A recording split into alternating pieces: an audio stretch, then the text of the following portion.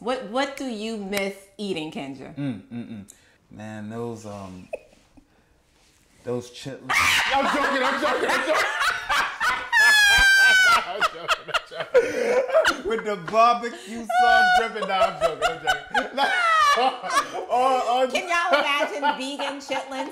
Come on now. Somebody make vegan chitlins. Let's do it. This is a journey, but you have to put the same amount of effort into it that you're expecting to get out of it. Like, all I want to do is just dip the Oreos in the milk into that. I remember that feeling of them Oreo. Oh man, I still battle, yo, because I'm only going in 11 years. Yo. Hey you all, welcome to The Mindful Plate. It's Shelly Chapman here, also known as Shelly Wellness, and today we have a special episode. A lot of you I know are looking for help and tips on how to go plant-based. A lot of you made New Year's resolutions to go plant-based, and you're not sure where to start because you're already missing your chicken wings and all the things and your burgers. So I brought you in a special guest, and his name is Kinja Dixon. Kinja Dixon is a dear friend of mine. He is an author and a world-renowned motivational speaker, and he is going to be sharing about his journey going plant-based. He hasn't always been plant-based. He has had his own journey of being overweight, overworked, and tired. And so let's get into it. Let's get these tips and see how we can make 2021 and beyond the best year ever for our health, our vitality, and our well-being.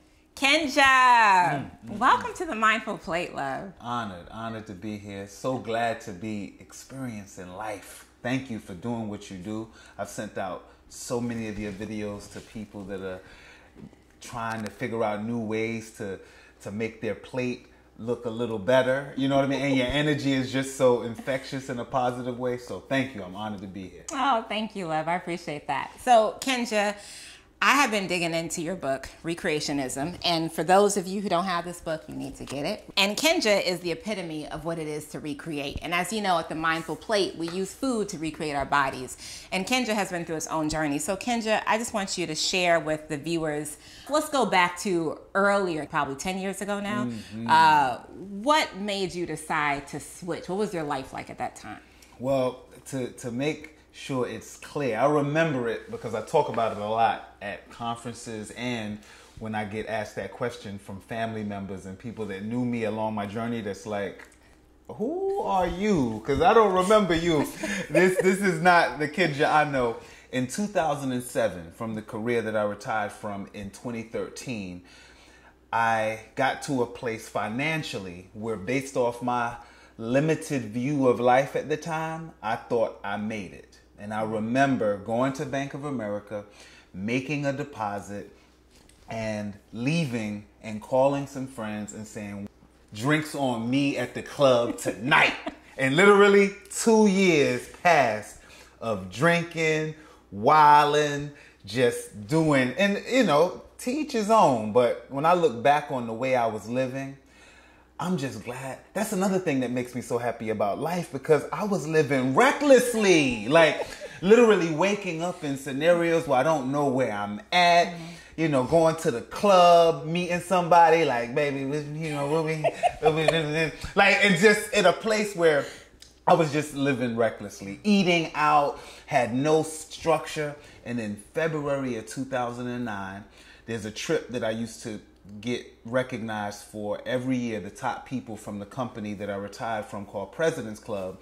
And a lot of pictures were being taken, and I saw this 320-pound person, yo. All of them was slim. And I just remember from a vanity standpoint originally, like, Kinja, how did you get here? And within that month, from February 09, I hired a trainer, Carl Fratty III. I talk about him in my first book, Universal Talk Laws. He designed a nutrition plan for me. We designed a workout plan for me. And I remember when we went to Walmart within that first week of our setup where he said, Kinja, if you're going to do this, you cannot eat out for 2 years. And 2 years. 2 years. And so his whole process was, we need to get you discipline to be able to live a new type of a lifestyle. And so originally when I started the journey, it wasn't plant-based. It was, he said, which type of meat do you like the best between chicken and fish? I went with fish. So tilapia, I made the same 3 meals every day for at least 28 to 29 months. And it consists of a cup of broccoli, a cup of quinoa, and like 6 ounces of tilapia. And I bought the little bag that I had the little ice trays so I could walk around, and during my little eat times at lunch, I put it in the microwave. Used to stink up the lunchroom at work, but everyone remembered me because I did it. And with the mixture of his workout program, I lost about 75 pounds within the first year. So Kinja, you talk about this dietary discipline. And I know for a lot of people who are switching their diets, that's hard. It's very, very hard. And the challenge is that people want to eat what they want to eat. They love what they love. And so for 28, 29 months, you had the same thing every day. Can you please talk about what type of mental shifts that you have to make to be able to show up for yourself time and again, to eat the same thing? And what happened when you got bored? Did you ever feel the need that you wanted to cheat? I'm so glad you're asking me this, and I'm so glad I'm at an awareness where I think I can answer this better than I probably ever have. Because what people sometimes miss out on is that everything we do stems from a foundation. And what helped me during that change was the foundation that started when I was 24, which was 6 years earlier. That 24-year-old experience had me look down the line. Like, I was like, wow, if I don't change these habits, I am probably gonna be the way some of these people that I'm seeing that are crying at 50, 60, 70 years old are gonna be. So that foundation of me looking at the long game is what helped when I started this situation, and the trainer was talking to me, and I was looking at, wow, if you're 320 now at 30 years old.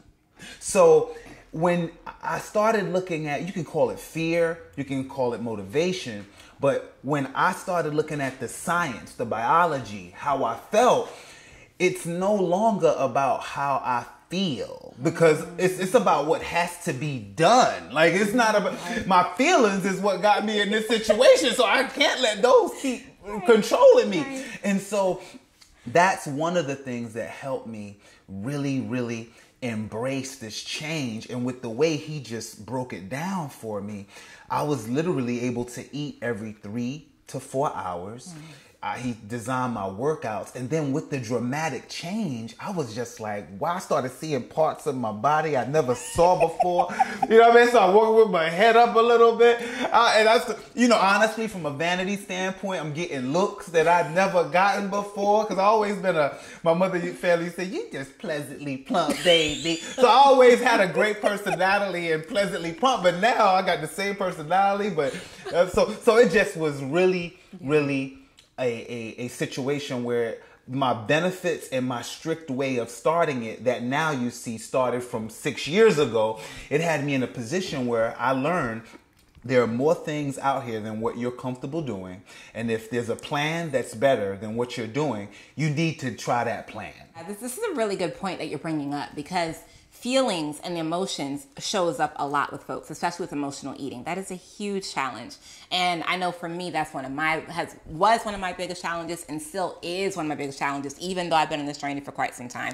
And even hearing you, knowing that you've been on this journey, it's like every now and then it comes up. And so these feelings are part of our being, right? They're necessary. We need them. However, when it comes to overtaking our reasoning and our ability to decide consciously for ourselves what's best for us, it can be a challenge.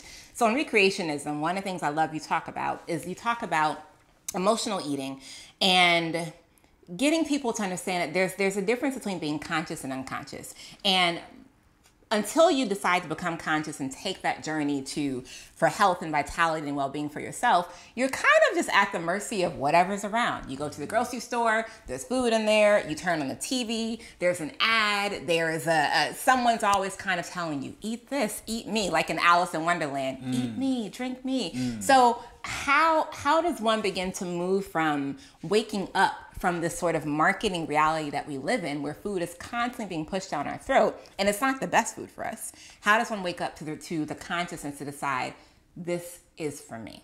It really boils down to a person deciding whether they would like to be a greater version of themselves every day until they no longer have breath, or I'm just going to be like the average person. So it would really take a soul search on, wow, what type of family was I around? Because those are the habits that I am now accustomed to. The person has to realize is, wow, like really what type of situation was I around when I was smaller? And is it in alignment with where I'm trying to go? And if it's not, I'm going to have to really get my emotional intelligence situation up and really get my strategy up, because I am going to be battling in a type of guinea pig wheel with what I was born into.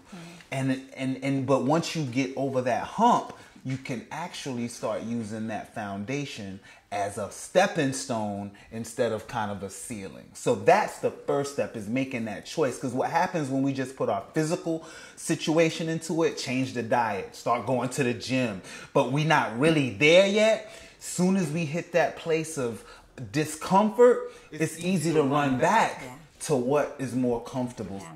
So stepping into our infinite potential, making that decision that that's who you're going to be. And then every single moment, I always say this, that every single meal you have is a moment to then be in the practice of that. So it's not just you make that resolution one time for the beginning of the year. It's every single meal you have, you recommit to that resolution and you show up for yourself. Yeah. Oh, Kinja. So Kinja, I know that you've been on this journey for quite some time. And while you were very disciplined, I honor that. There's still some things I know your taste buds want. What you miss? What do you miss eating, Kinja? One of my favorite meals of all time had to be a great lasagna.